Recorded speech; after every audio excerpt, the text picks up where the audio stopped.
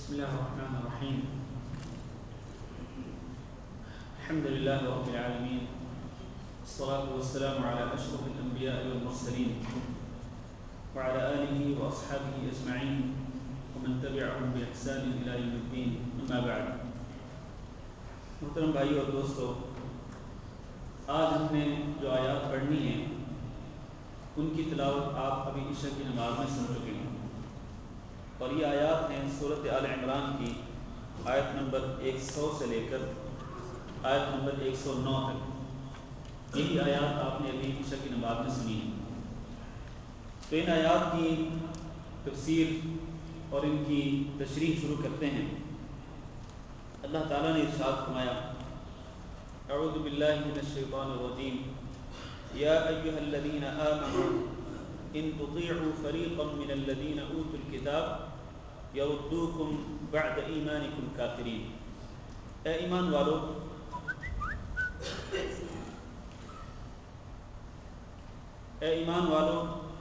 ان تطیعوا فریقا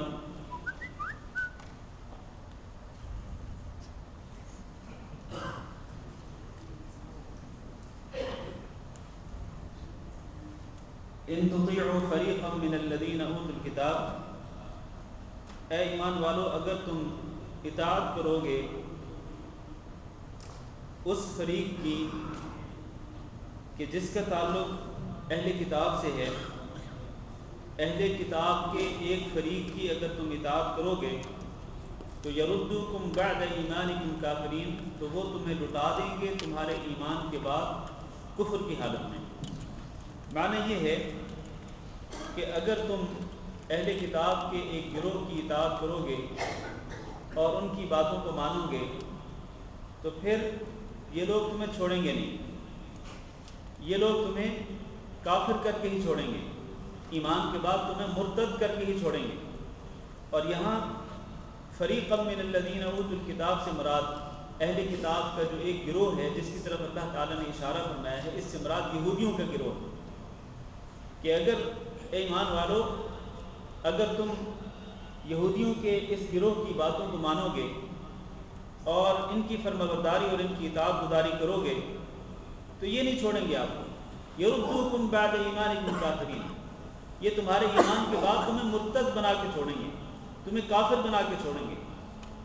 یہ جو آیت کریمہ ہے، اس آیت کریمہ کا ایک پس منظر ہے اور اس کے ایک شان نزول ہے جس کو سمجھنا ضروری ہے. وہ پس منظر اور وہ شان نزول جب آپ کے سامنے آئے گا تو اس آیت کو سمجھنا آسان ہو جائے گا. تو وہ پس منظر یہ ہے کہ جاہلیت کے دور میں مدینہ منورہ میں جو مشہور قبائل رہتے تھے، ان قبائل کے درمیان سالہ سال تک جنگیں چلتی تھیں. ان میں سے دو قبیلے اوس اور خزرج کے بھی تھے.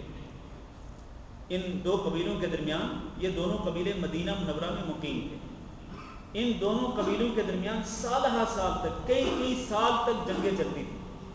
اگر ایک قبیلے کا کوئی شخص دوسرے قبیلے کے ایک آدمی کو مار دیتا تو مقتول کا جو قبیلہ ہوتا وہ اس کے انتقام لینے کے لیے قاتل کے قبیلے سے جنگ شروع کر دیتا، اور پھر وہ جنگ ختم ہونے کا نام نہ لیتی بلکہ وہ جنگ طوالت اختیار کر لیتی اور لمبے عرصے تک وہ جنگ چلتی رہتی تھی.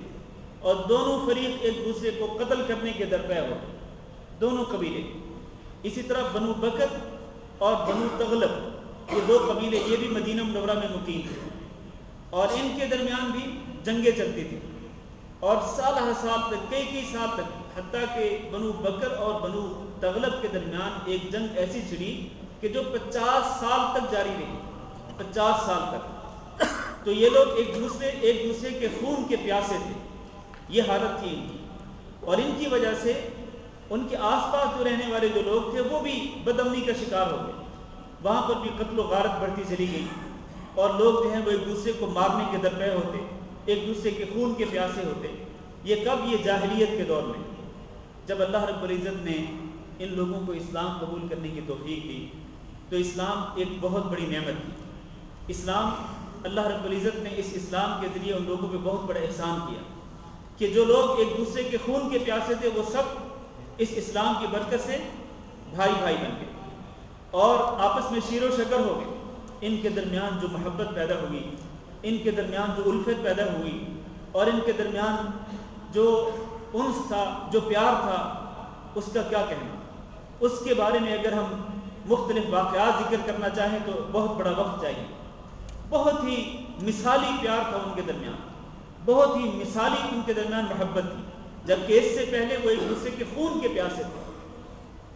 تو اللہ رب العزت نے اسلام کی برکت سے ان کو بھائی بھائی بنا دیا، لیکن ان کا یہ بھائی بھائی بننا یہودیوں کو، جو کہ مدینہ منورہ کے اندر رہتے تھے، یہودیوں کو ایک آنکھ بھی نہ بھاتا تھا۔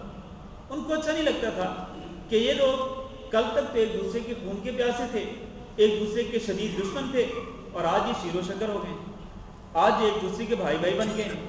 اور جناب ان کی جب مجلسیں ہوتی، اوس اور خزرج کے قبیلے کی جب مجلسیں ہوتی، تو آپس میں بڑے پیار و محبت سے باتیں کرتے، اور وہاں سے اگر کسی یہودی کا گزر ہوتا تو وہ تو جل کر راکھ بن جاتا کہ یہ لوگ حسد کی آگ میں وہ جلتا کہ یہ لوگ اب بھائی بھائی بن گئے ہیں۔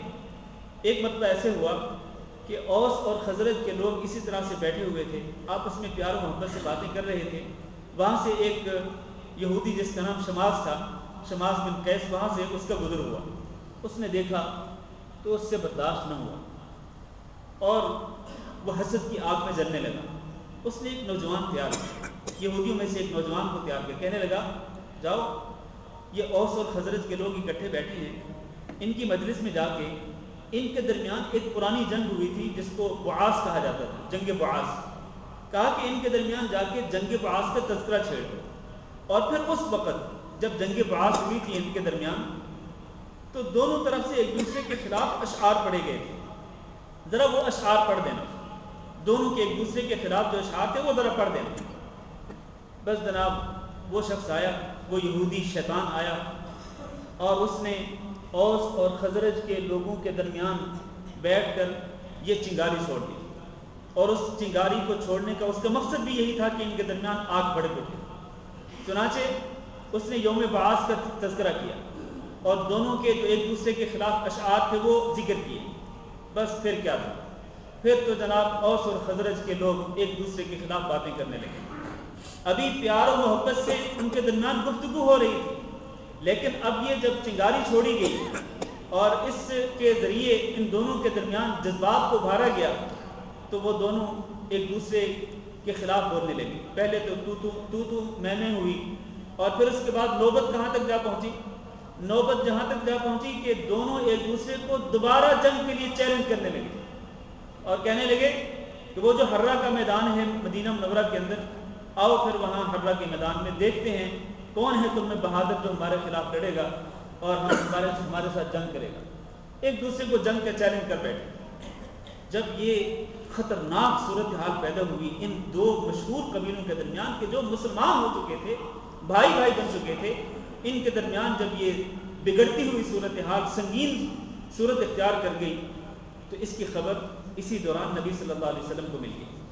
آپ صلی اللہ علیہ وسلم جلدی اٹھے، اور آپ نے اپنے ساتھ کچھ انصاری صحابیوں کو لیا، مہاجر صحابہ کرام کو اپنے ساتھ لیا، اور فوراً اس مجلس میں پہنچے، اور آ کر کے جب دیکھا کہ وہ لوگ آپس میں دست و گریباں ہو رہے تھے، ایک دوسرے کے خلاف گفتگو کر رہے تھے، جنگ کا چیلنج کر رہے تھے، تو نبی پاک صلی اللہ علیہ وسلم آئے اس مجلس میں آ کر آپ نے فرمایا کہ لوگوں تمہیں کیا ہو گیا ہے؟ اور میں ابھی وَأَنَا بَيْنَ أَظْهُرِكُمْ أَتُقَاتِلُونَ وَأَنَا بَيْنَ أَظْهُرِكُمْ، اور تم ایک دوسرے کے خلاف قتال کے لیے تیار ہو رہے ہو جبکہ میں ابھی تمہارے درمیان موجود ہوں. مطلب ابھی تو میرے اوپر موت نہیں آئی، میں تمہارے اندر موجود ہوں، پھر تم ایک دوسرے کے خلاف لڑنے کے لیے تیار ہو رہے ہو. کچھ اللہ کا خوف کرو. تم کل کو ایک دوسرے کے، ابھی تھوڑی دیر پہلے تم ایک دوسرے کے بھائی تھے، پیار و محبت کی فضا تھی، اور اب تم ایک دوسرے کے دشمن ہو گئے ہو. جب رسول اکرم صلی اللہ علیہ وسلم نے ان سے یہ بات کی اور ان کو اللہ سے ڈرنے کا حکم دیا تو وہ لوگ ڈر گئے، اور بلکہ ان کی آنکھیں کھل گئیں اور وہ سمجھ گئے کہ در حقیقت وہ جو یہودی آیا تھا جس نے یوم بعاث کا تذکرہ کیا اور ہمارے ایک دوسرے کے خلاف جو اشعار تھے وہ پڑے تھے، اس کا مقصد در حقیقت ہمیں لڑانا تھا.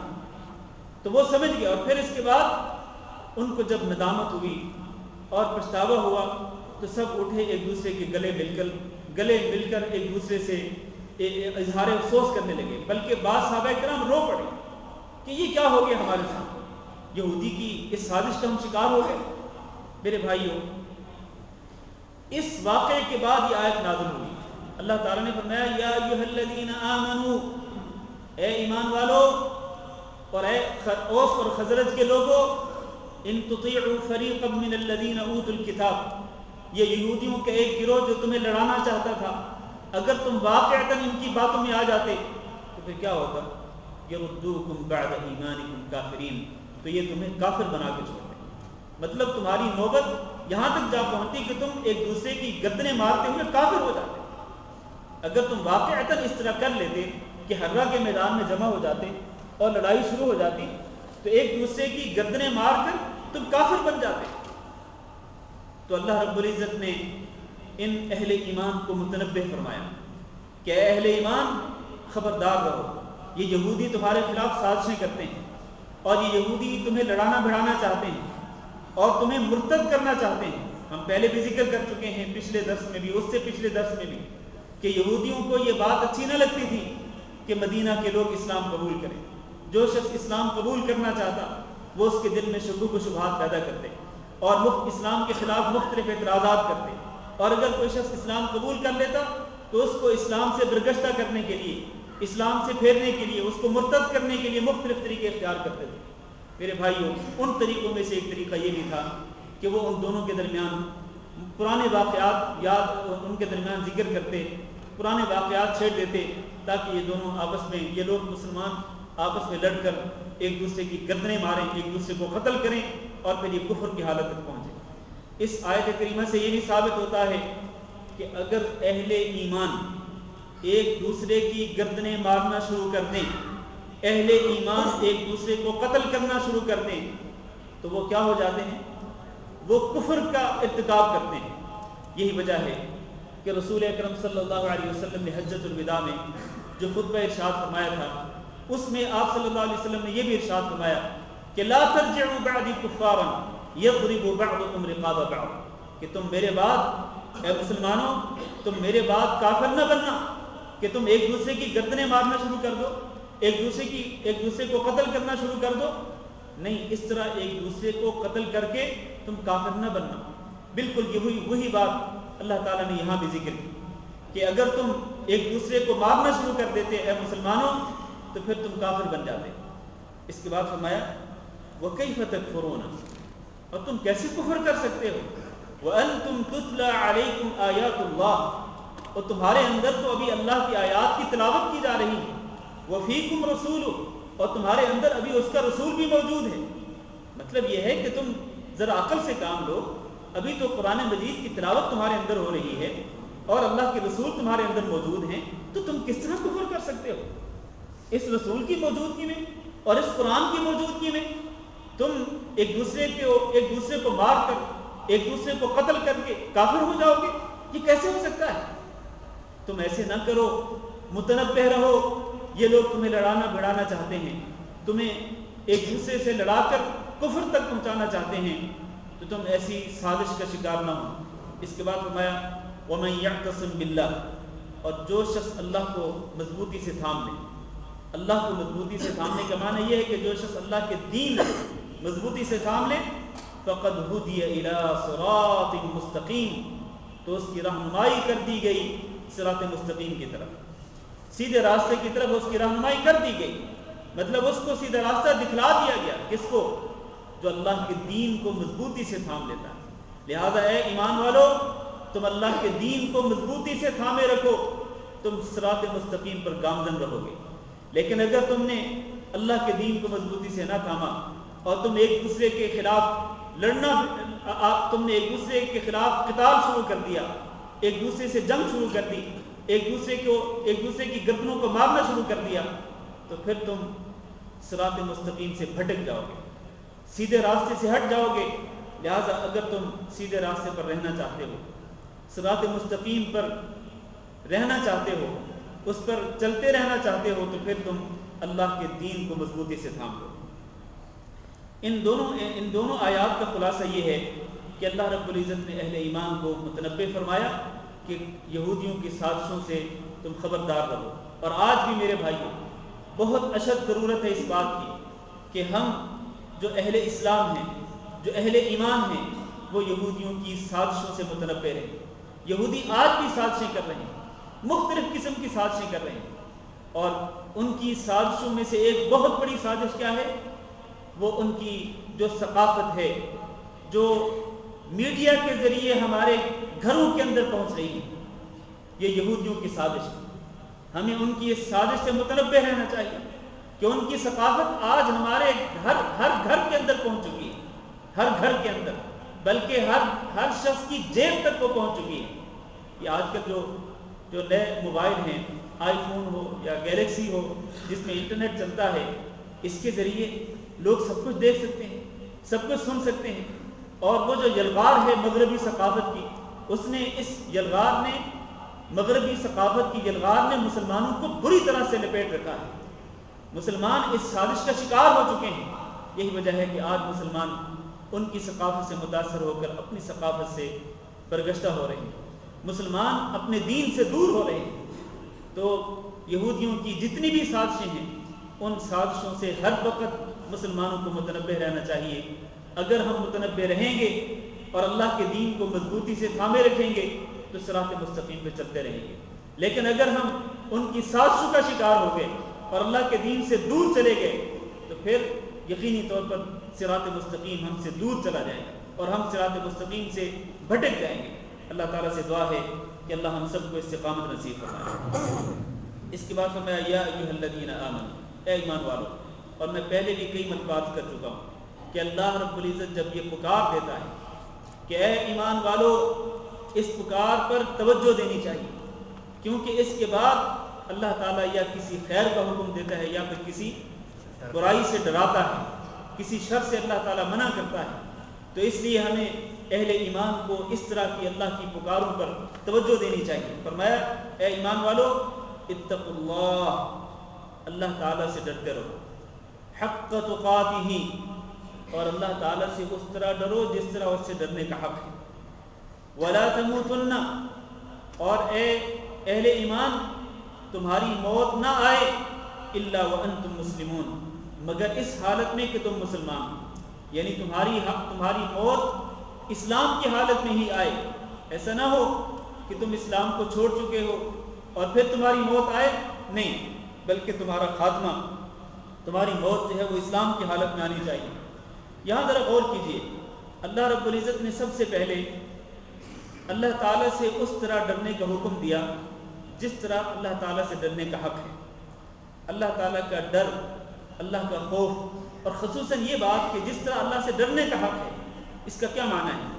حضرت علی رضی اللہ تعالیٰ عنہ فرماتے ہیں کہ اللہ تعالیٰ سے اس طرح ڈرنا جس طرح اس سے ڈرنے کا حق ہے، اس کا مطلب یہ ہے الخوف من الجلیل، ایک تو اپنے دل میں اللہ کا خوف پیدا کریں، دوسرا والعمل بالتنزیل، قرآن مجید پر عمل کریں۔ اگر اللہ کا خوف ہوگا اس طرح جس طرح اللہ سے ڈرنے کا حق ہے تو پھر کیا کرو گے؟ تم قرآن مجید پہ عمل کرو گے، لہذا قرآن مجید پر عمل کرو۔ والاستعداد لیوم الرحیل، اور قیامت کے دن کے لیے تیاری کرو۔ اگر اللہ کا خوف ہوگا تو انسان قیامت کے دن کے لیے تیاری کرے گا، لیکن اگر اللہ کا خوف ہی نہیں ہے کسی انسان کے دل میں تو وہ کیا خواب تیاری کرے گا قیامت کے دن کے لیے؟ تو اس لیے حضرت علی رضی اللہ تعالیٰ عنہ فرماتے ہیں اللہ سے ڈرنے کا حق یہ ہے کہ ایک تو اللہ کا خوف دل میں پیدا کرو، قرآن مجید پہ عمل کرو، اور قیامت کے دن کے لیے تیاری کرو، والرضا من الدنیا بالقلیل، اور دنیا کے اندر جو کم ملتا ہے حلال اور جائز طریقے سے اسی پر راضی ہو جاؤ، اسی پر اکتفا کر لو، اسی پر قناعت کر لو۔ یہ نہیں کہ تم زیادہ سے زیادہ کمانے کی خاطر جائز اور ناجائز میں فرق نہ کرو، حق اور باطل میں فرق نہ کرو، حرام اور حلال میں فرق نہ کرو، نہیں، بلکہ جو جائز اور حلال طریقے سے تمہیں ملتا ہے اسی پر اکتفا کر لو۔ یہ بھی اللہ کے خوف کا اور اللہ کے تقوی کا تقاضا ہے۔ اور حضرت عبداللہ بن مسعود رضی اللہ تعالیٰ عنہ بیان فرماتے ہیں کہ اللہ کا خوف یہ ہے، جس طرح اللہ تعالیٰ سے ڈرنے کا اور خوف کھانے کا حق ہے، وہ یہ ہے کہ ان یطاع اللہ فلا یعصى، کہ اللہ تعالیٰ کی اطاعت و فرما برداری کی جائے اور اس کی نافرمانی نہ کی جائے، ویذکر فلا ینسى، اور اللہ کو ہمیشہ یاد رکھا جائے اور اس کو بھلایا نہ جائے، ویشکر فلا یکفر، اور اللہ رب العزت کی ہمیشہ اللہ رب العزت کا شکر ادا کیا جائے اور اس کی ناشکری نہ کی جائے۔ یہ معنی ہے اس کا کہ اللہ تعالیٰ سے اس طرح ڈریں جس طرح اللہ تعالیٰ سے ڈرنے کا حق ہے۔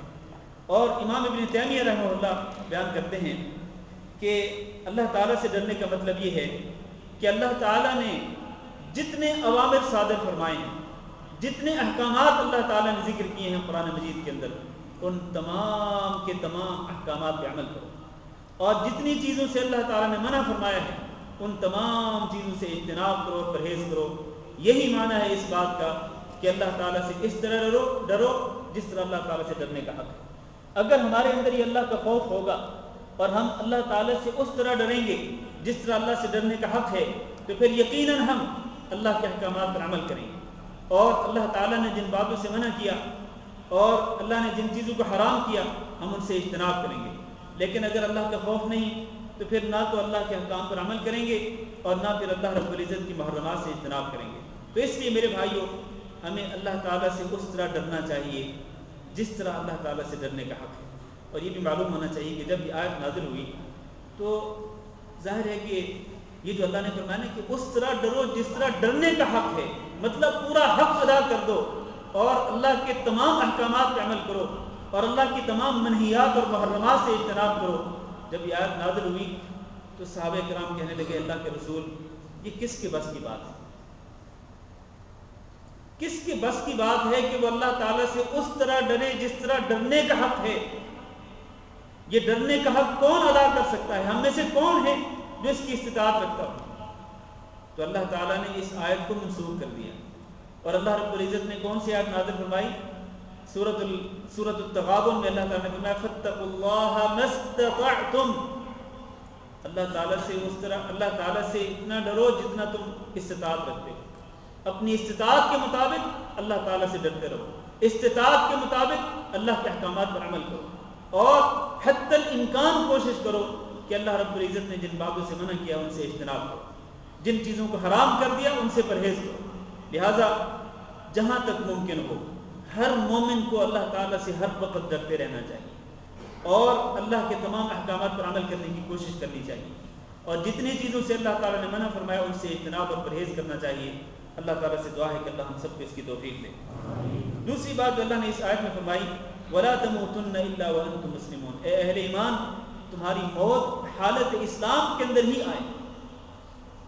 یہ نہیں کہ تم اسلام کو چھوڑ چکے ہو اور پھر تمہاری موت آ جائے، اگر یہ ہوا تو پھر یقیناً تم خسارے میں رہو گے، یقیناً تمہیں قیامت کے دن اللہ رب العزت کے عذاب کا سامنا کرنا پڑے گا اگر خاتمہ اچھا نہیں ہوا، اگر خاتمہ اسلام کی حالت میں نہیں ہوا۔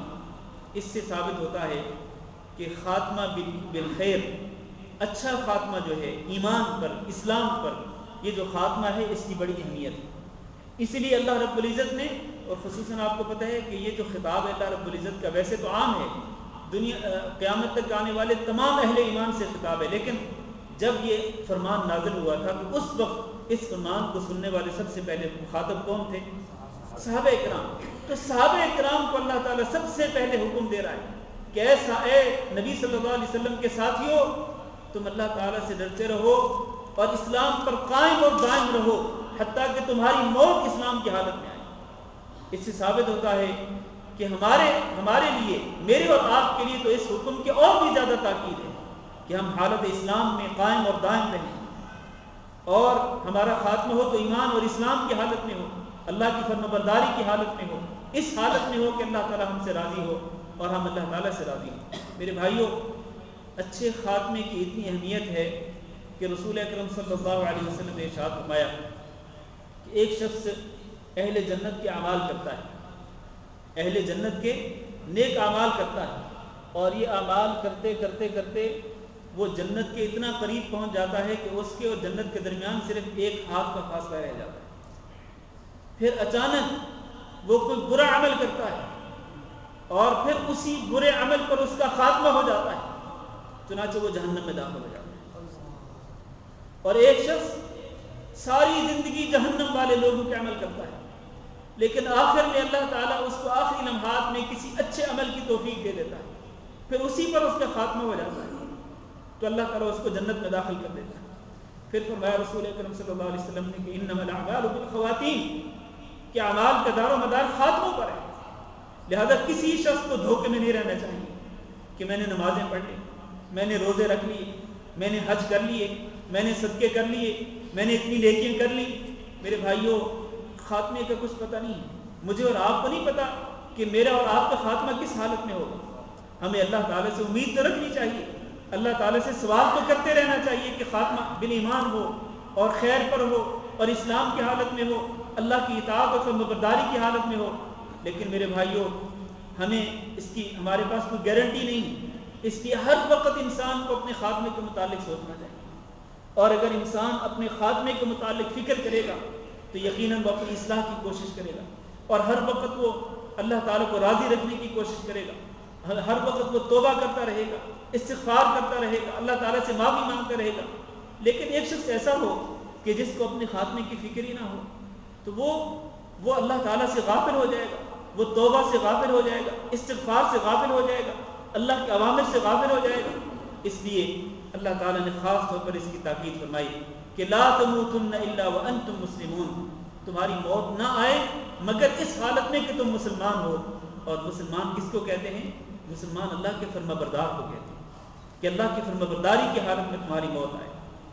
اللہ تعالیٰ سے دعا کرتے ہیں کہ اللہ رب العزت ہمارا خاتمہ ایمان پر فرمائے، اور اللہ رب العزت ہمارا خاتمہ اسلام پر فرمائے، اللہ تعالیٰ کی اطاعت و فرمانبرداری پر ہمارا خاتمہ ہو۔ اللہ تعالیٰ ہم سب کو، ہمیں بھی اور ہمارے بیوی بچوں کو بھی، ہمارے والدین کو بھی، ہمارے بہن بھائیوں کو بھی اللہ تعالیٰ سب کو برے خاتمے سے محفوظ رکھے۔ اس کے بعد فرمایا وَاعْتَصِمُوا بِحَبْلِ اللَّهِ جَمِيعًا، اے ایمان والو تم اللہ کی رسی کو مضبوطی سے تھام لو، سب مل کر اللہ کی رسی کو مضبوطی سے تھام لو، وَلَا تَفَرَّقُوا، اور فرقوں میں مت پڑو، فرقوں میں، گروہوں میں مت تقسیم ہو جاؤ، بلکہ اللہ کی رسی کو مل کر کے تھامے رکھو۔ اور اللہ کی رسی سے مراد کیا ہے؟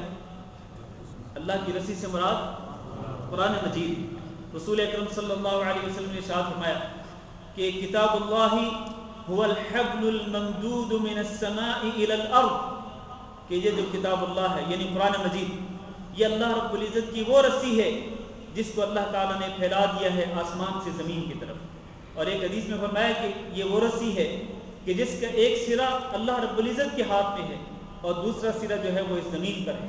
تو یہ قرآن مجید ہے جس کو اللہ تعالیٰ نے مضبوطی سے تھامنے کا حکم دیا ہے۔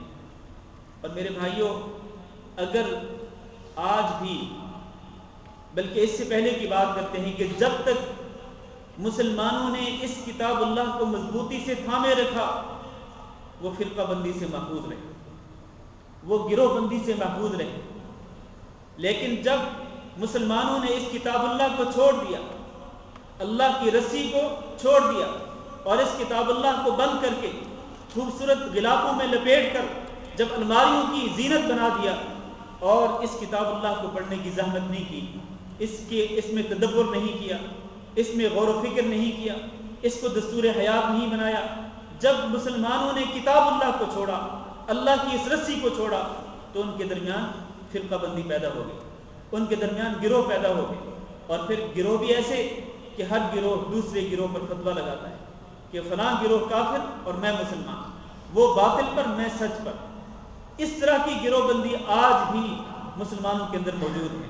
میرے بھائیوں، اس گروہ بندی کو ختم کرنے کا واحد طریقہ یہی ہے کہ آج مسلمان صدق کے دل کے ساتھ، پورے اخلاص کے ساتھ اگر کتاب اللہ کو مضبوطی سے تھام لیں، کتاب اللہ کو پڑھیں، کتاب اللہ کا مطالعہ کریں، اس میں غور و فکر کریں، اس کو دستور حیات بنا لیں، تو کوئی وجہ نہیں کہ ان کے درمیان اختلافات باقی رہیں، یا ان کے درمیان فرقہ بندی باقی رہے، یا ان کے درمیان گروہ بندی باقی رہے۔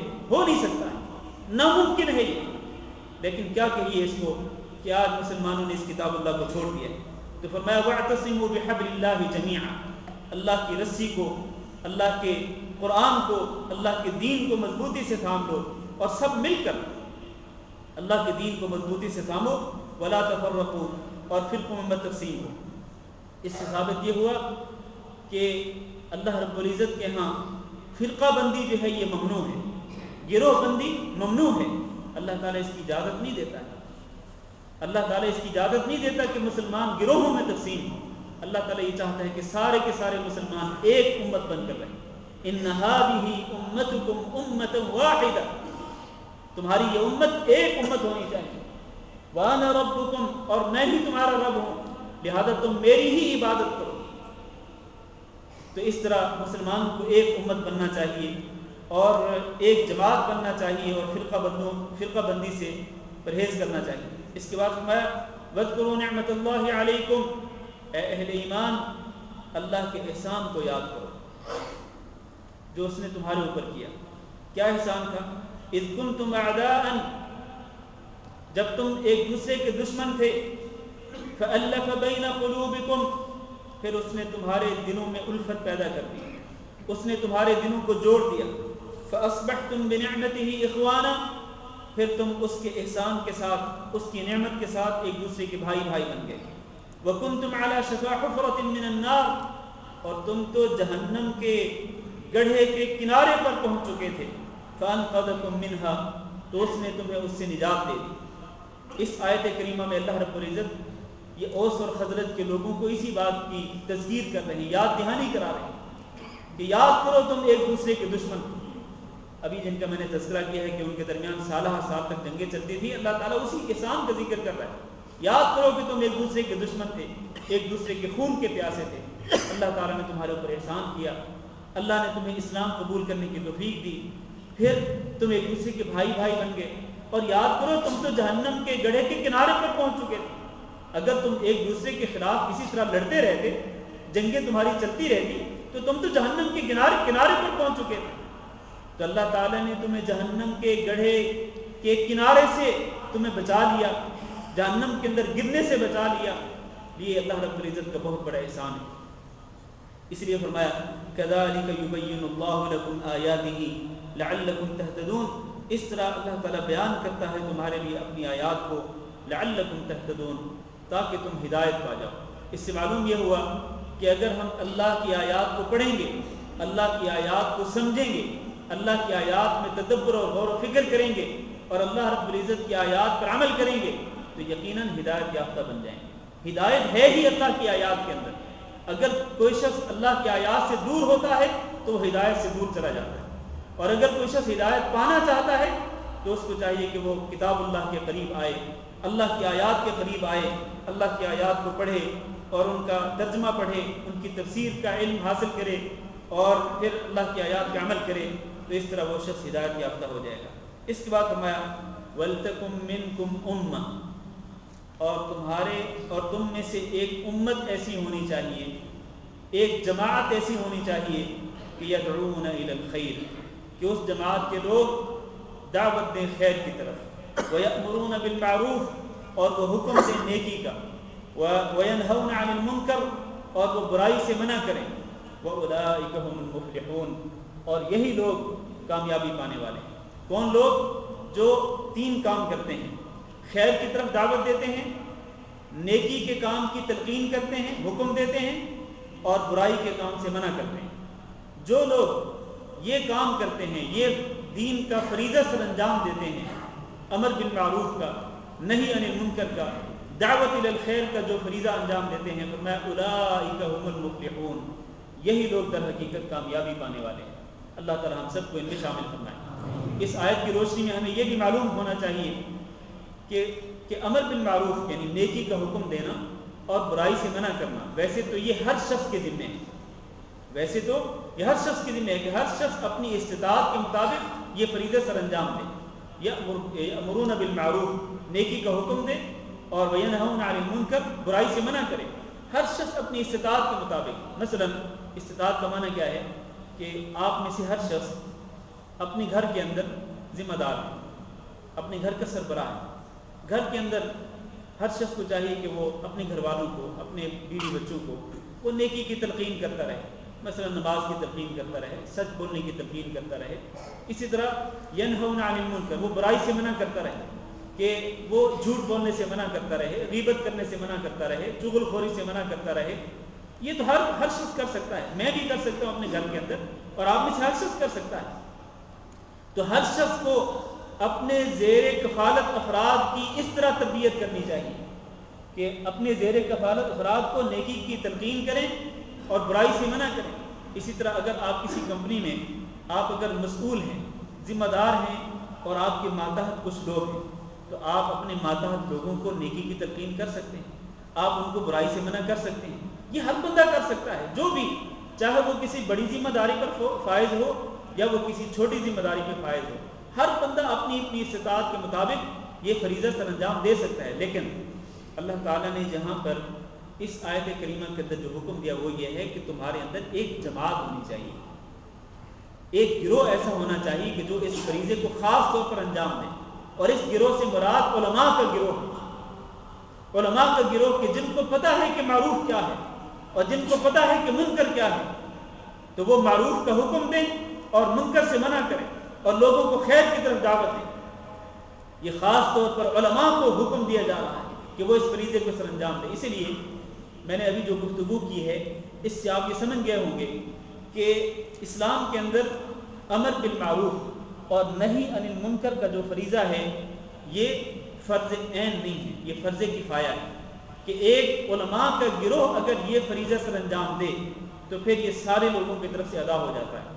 لیکن اگر علماء کا گروہ یہ فریضہ سر انجام دینے والا نہ ہو، یا ہو گروہ لیکن وہ اس طرح یہ فریضہ سر انجام نہ دے رہا ہو جس طرح کہ یہ فریضہ سر انجام دینے کا حق ہے، تو پھر سارے لوگوں پر یہ بات لازم ہو جاتی ہے کہ وہ اس فریضے کو سر انجام دیں، نیکی کے کاموں کی تلقین کریں اور برائیوں سے منع کریں۔ میرے بھائیو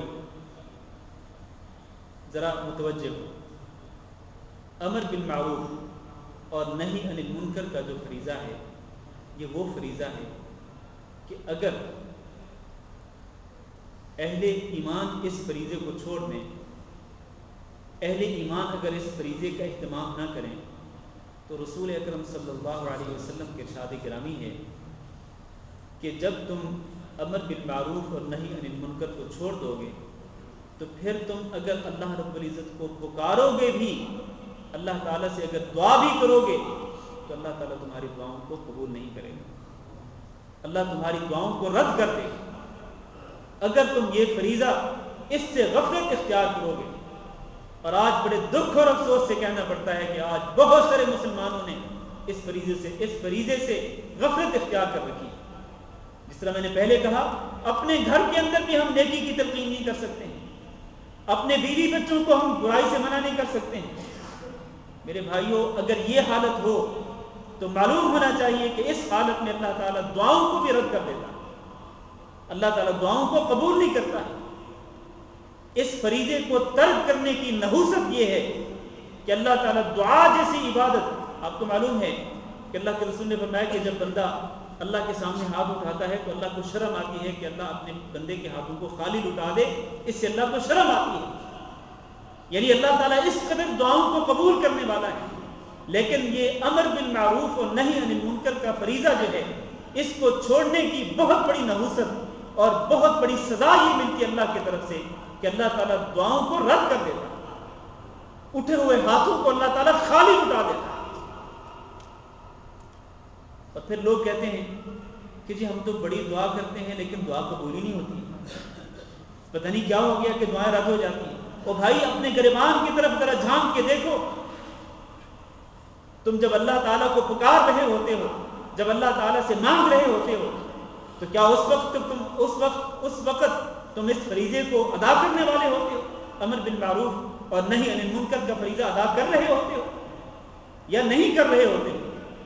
تو میرے بھائیوں، یہ فریضہ بہت ہی اہم ہے، خصوصاً برائیوں سے منع کرنا بہت ہی ضروری ہے۔ اگر مسلمان بحیثیت امت سارے کے سارے اگر ایک دوسرے کو برائی سے منع کریں تو یقین مانیں امت کے اندر برائیوں کا خاتمہ ہو جائے گا، برائیوں کا وجود ہی باقی نہیں رہے گا۔ لیکن امت نے بحیثیت امت اس فریضے کو ترک کر رکھا ہے۔ پھر انجام کیا نکلا ہے میرے بھائیوں؟ انجام وہ نکلا ہے کہ اللہ تعالیٰ نے یہودیوں کے بارے میں فرمایا کانوا لا يتناهون عن منکر فعلوه، اس سے پہلے فرمایا لعن الذین کفروا من بنی اسرائیل على لسان داود وعیسی بن مریم، کہ داؤد اور عیسیٰ بن مریم کی زبانی ان بنو اسرائیل پر اللہ تعالیٰ نے لعنت بھیجی۔ کیوں؟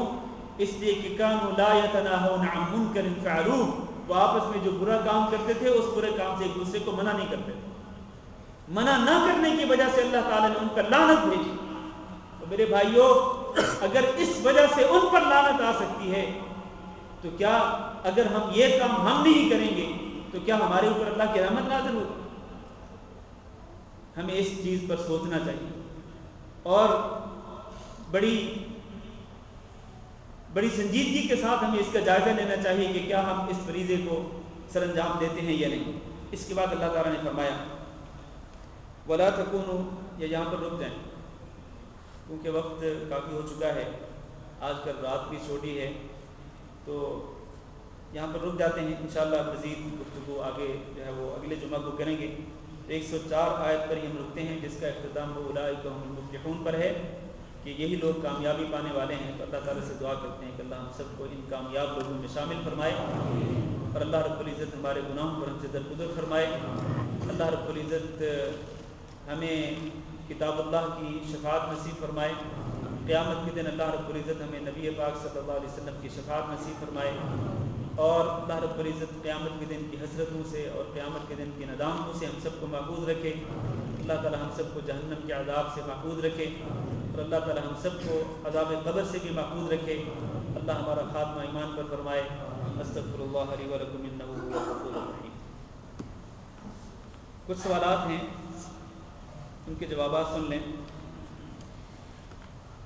ایک بھائی نے لکھا ہے کہ یہ سوال میرے پاس پچھلے جمعہ بھی آیا تھا، لیکن میں نے پچھلے جمعہ بھی جان بوجھ کے نظر انداز کر دیا تھا، اور آج انہی صاحب نے میرا خیال ہے پھر وہی سوال لکھ کے بھیج دیا ہے تراویح کے متعلق کہ تراویح کی کتنی رکھتے ہیں۔ بھائی ابھی تو رمضان نہیں شروع ہوا، رمضان آنے میں ابھی تقریباً 2 مہینے باقی ہیں، تو انشاءاللہ جب رمضان قریب آئے گا تو تراویح کے متعلق انشاءاللہ مسئلہ بیان کر دیں گے۔ اور ویسے مجھے حیرت ہے کہ یہ مسئلہ ایسا بن گیا ہے، ہم ماشاءاللہ ہر رمضان میں تراویح پڑھتے ہیں، لیکن آج تک یہ مسئلہ حل نہیں ہو پایا ہے۔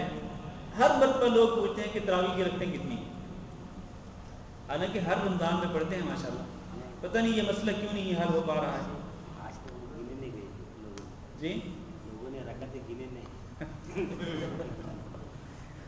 تو انشاءاللہ رمضان کے قریب آنے پر یہ مسئلہ بیان کر دیں گے انشاءاللہ۔ دوسرا سوال انہوں نے لکھا ہے کہ ایک گھر میں 4 بھائی اور 1 بہن ہے، اگر وہ گھر بیچنا ہے تو بہن کا اس گھر میں کتنا حصہ ہوگا؟ پہلے تو یہ وضاحت کریں کہ یہ گھر جو ہے یہ باپ کی وراثت سے ملا ہے، جس نے یہ سوال لکھا ہے وہ ذرا وضاحت کر دیں۔ یہ گھر باپ کی وراثت سے ملا ہے، بول ہی نہیں رہے جس نے سوال لکھا۔ بہرحال اگر تو دیکھیں باپ کی وراثت سے گھر ملا ہے اور بھائی جو ہے وہ مشترکہ طور پر اس گھر میں رہتے ہیں، بہن بھی ہے اس گھر کے اندر، تو بھائی نے سوال یہ کیا ہے کہ جو بہن ہے اس کا حصہ کتنا ہوگا۔ تو دیکھیں اس گھر کی ویلیو متعین کرنی ہوگی، اس گھر کی قیمت لگانی ہوگی آج کے دور کے مطابق کہ اس گھر کی قیمت کتنی ہے، پھر جتنی قیمت لگے تو اس کے بعد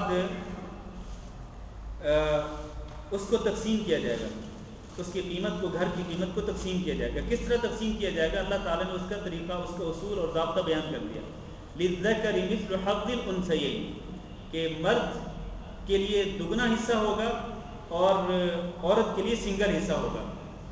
ٹھیک ہے، مرد کے لیے 2 حصے ہوں گے اور عورت کے لیے 1 حصہ ہوگا.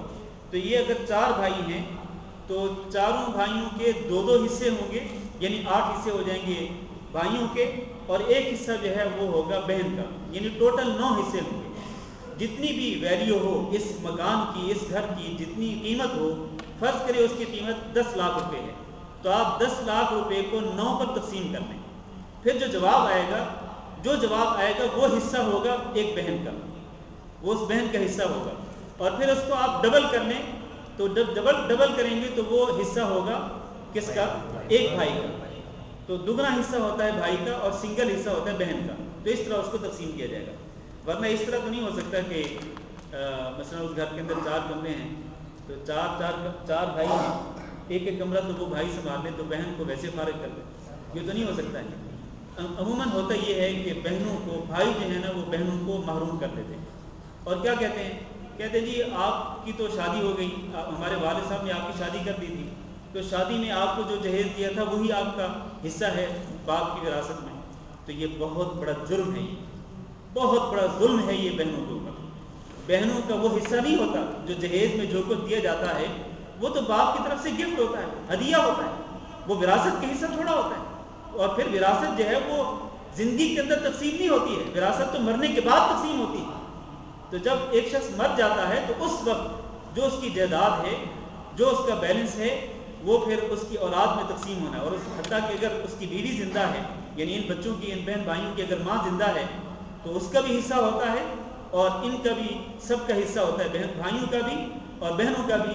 بہن بھائیوں میں تقسیم کا جو طریقہ کار ہے اس کا ضابطہ میں نے آپ کو بتلا دیا. للذکر مثل حظ الانثیین.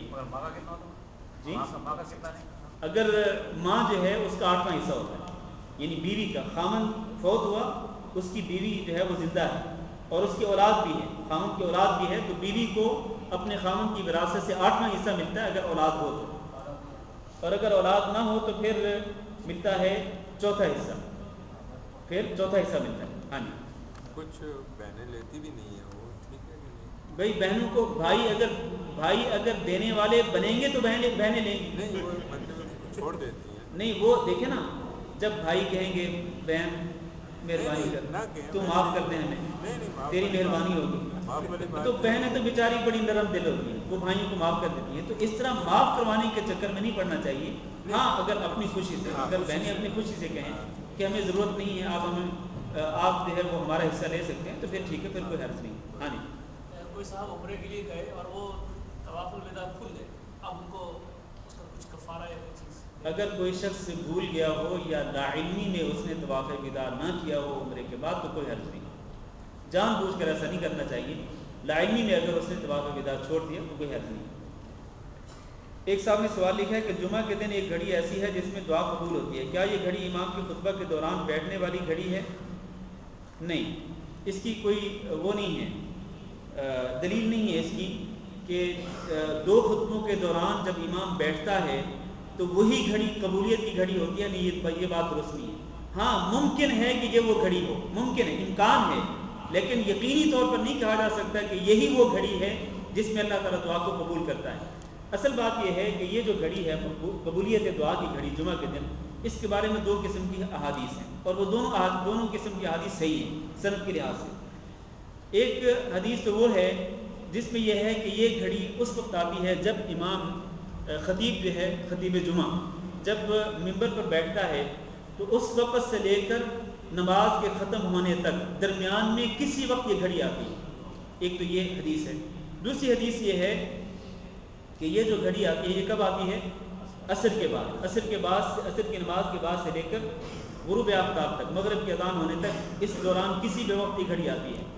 تو دونوں قسم کی روایات موجود ہیں، لہذا ہر شخص کو اس گھڑی کے حصول کے لیے دوران خطبہ بھی امید رکھنی چاہیے کہ دوران خطبہ یا 2 خطبوں کے درمیان جب وقفہ ہو تو اس وقت اللہ تعالیٰ سے دعا مانگے اسی گھڑی کی امید رکھتے ہوئے. تو کوئی حرج نہیں، دعا مانگ سکتے ہیں، اللہ تعالیٰ سے امید رکھ سکتے ہیں کہ شاید یہ گھڑی وہی ہوگی، لیکن یقینی طور پر یہ نہیں ہے. ہو سکتا ہے اس سے پہلے وہ گھڑی، ہو سکتا ہے اس کے بعد، ہو سکتا ہے عصر کے بعد. واللہ اعلم.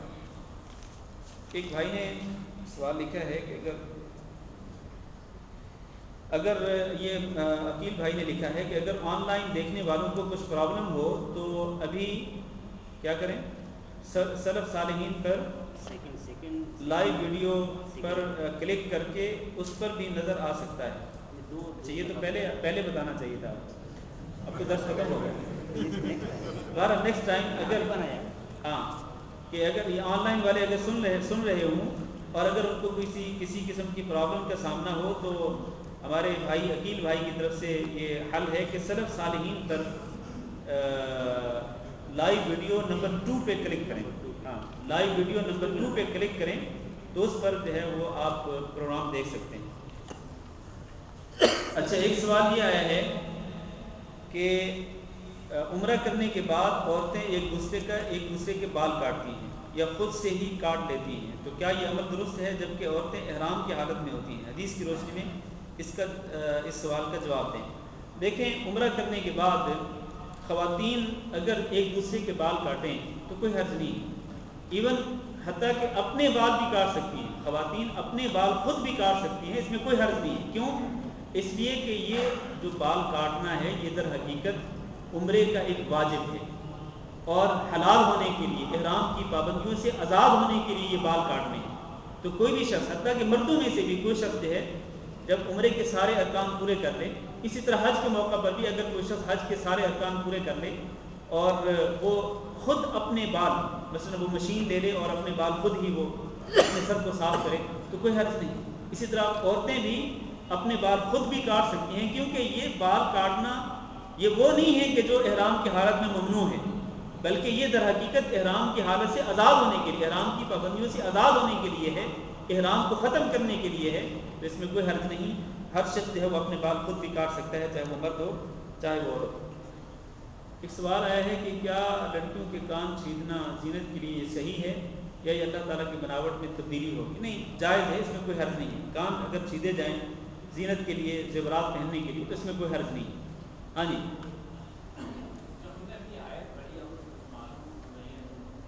جی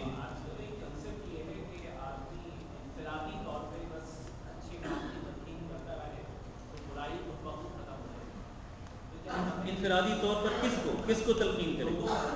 جی ایک دوسرے کو اچھے کام کی تلقین کرتا رہے, جی, اور اس طرح سے برائی جو ہے وہ بخود ختم ہو جائے. اور ایک مطلب چیز یہ بھی ہے کہ ہمیں جو یہ نظام ہے اس کو اجتماعی طور پہ اس کے خلاف, اس کے لیے نظام کو صحیح کرنے کے لیے کوئی جدوجہد کرنی چاہیے. جی, ایک طرف لوگ نظام کو چھوڑ دیتے, کہتے ہیں کہ سب لوگ صحیح ہو جائیں گے تو یہ مسئلے بھی حل ہو جائیں گے. جی, اس میں مطلب کس طرح سے بھائی نے بڑی اچھی بات کی ہے. دیکھیں, یہ امر بالمعروف اور نہی عن المنکر جو ہے, جس طرح میں نے پہلے بھی کہا ہے, یہ انفرادی ذمہ داری بھی ہے اور یہ اجتماعی ذمہ داری بھی ہے, اور اس کے ساتھ ساتھ یہ حکومت کی ذمہ داری بھی ہے. یعنی 3 الگ الگ باتیں ہیں. انفرادی ذمہ داری کیا ہے کہ آپ میں سے ہر شخص جو ہے وہ اپنے اپنے طور پر نیکی کی تلقین کرے اور برائی سے منع کرے اپنی اپنی استطاعت کے مطابق. یہ ہے انفرادی ذمہ داری. اجتماعی ذمہ داری جو اللہ نے فرمایا کہ وَلْتَكُن مِّنكُمْ أُمَّةٌ, کہ تمہارے اندر ایک جماعت ہونی چاہیے. جماعت سے مراد علماء کی جماعت ہے, اہل علم کی جماعت ہے. وہ اجتماعی طور پر, مثلا یہ جو پروگرام ہے یہ ایک اجتماعی پروگرام ہے کہ جہاں پر آپ کے سامنے نیکی کی تلقین کی جا رہی ہے اور برائی سے منع کیا جا رہا ہے. ٹھیک ہے, یہ ایک اجتماعی فریضہ ہے. اسی طرح تمام علماء اس فریضے کو اجتماعی طور پر سر انجام دیں, یہ اجتماعی ذمہ داری ہوئی. تیسری چیز جو ہے وہ آپ نے جس کی طرف توجہ دلائی وہ بہت اچھی بات ہے, وہ ہے حکومت کی ذمہ داری. جس آپ نے نظام کی بات کی نا, تو وہ نظام جو ہے امر بالمعروف اور نہی عن المنکر کا جو نظام ہے, یہ نظام کس نے نافذ کرنا ہے؟ یہ حکومت نے نافذ کرنا ہے. کہ حکومت جو ہے وہ ایسے نمائندے, ایسے لوگوں کا تعین کرے کہ جو معاشرے کے اندر ہر وقت نظر رکھیں کہ وہ لوگوں کو برائی اچھائی کی تلقین کریں, اور جہاں بھی وہ برائی دیکھیں تو وہ برائی سے لوگوں کو منع کریں قرآن و حدیث کی روشنی میں اچھے انداز سے. تاکہ اس طرح کیا ہوگا, اس طرح جب انفرادی طور پر یہ فریضہ سر انجام دیا جائے گا, اجتماعی طور پر علماء بھی اس کو ادا کریں گے, اور حکومت کی طرف سے بھی یہ ڈیوٹی ادا کی جائے گی. اور حکومت کی طرف سے دیکھیں, حکومت میں اور مجھ میں اور آپ میں فرق ہے. فرق کیا ہے کہ میں اور آپ زیادہ سے زیادہ زبان سے کہہ سکتے ہیں نا، ٹھیک ہے نا، زبان سے سمجھا سکتے ہیں، نیکی کا حکم دے سکتے ہیں، برائی سے منع کر سکتے ہیں زبان کے ساتھ، لیکن حکومت کے پاس ایک ایکسٹرا ایک اختیار ہے، وہ کیا ہے؟ وہ یہ ہے کہ حکومت طاقت کے بل بوتے پر طاقت اور اپنی زور بازو کے ساتھ حکومت جو منع کر سکتی ہے. حکومت تو اتھارٹی ہے نا حکومت تو حکومت جو ہے وہ تو زبردستی منع کروا سکتی ہے کسی برائی کو، کوئی بھی برائی ہو معاشرے کے اندر. تو اگر یہ ہمہ جہت یہ فریضہ اگر ہمہ جہت انجام دیا جائے، یعنی سارے لوگ اس ذمہ داری کو نبھائیں حکومت سمیت، تو پھر آپ کی بات درست ہے، پھر کوئی وجہ نہیں کہ معاشرے کے اندر برائی باقی رہے. پھر یقیناً برائیوں کا قلع کما ہوگا، برائیاں ختم ہوگی، لیکن شرط یہ ہے کہ یہ ہر سمت سے ہر طرف سے، مثلا گھر کے اندر ماں باپ ہیں، اسکولوں کے اندر ٹیچرز حضرات ہیں، وہ اپنے طالب علم اپنے شاگردوں کو نیکی کی تلقین کریں، برائی سے منع کریں. اسی طرح حکومت کے آپ دیکھیں سعودی عرب کے اندر باقاعدہ ایک ادارہ ہے، اس کا نام ہے ہیئۃ الامر بالمعروف والنہی عن المنکر. یہ ادارہ کیا کرتا ہے؟ اس ادارے کے اندر جو لوگ ہوتے ہیں وہ متنوع قسم کے لوگ ہوتے ہیں، تو ہر وقت نظر رکھتے ہیں، معاشرے کے اندر نظر رکھتے ہیں کہ جہاں کوئی برائی نظر آتی ہے خاص طور پر تو وہ اس برائی سے منع کرتے ہیں، حتیٰ کہ طاقت کے ساتھ برائی سے روکتے ہیں وہ. تو اس طرح کیا ہے آپ دیکھ لیں سعودی معاشرہ جو ہے اس کے اندر الحمدللہ ماشاءاللہ نیکی کا جذبہ زیادہ ہے، برائیاں کم سے کم ہیں. اگر اسی طرح سے یہ ذمہ داری حکومتی سطح پر ہر ملک کے اندر ادا کی جائے تو یقیناً نیکی عام ہو سکتی ہے اور برائی جو ہے وہ کم سے کم ہو سکتی ہے. جزاکم اللہ خیر. سبحانک اللہم و بحمدک اشہد ان لا الہ الا انت استغفرک و اتوب الیک.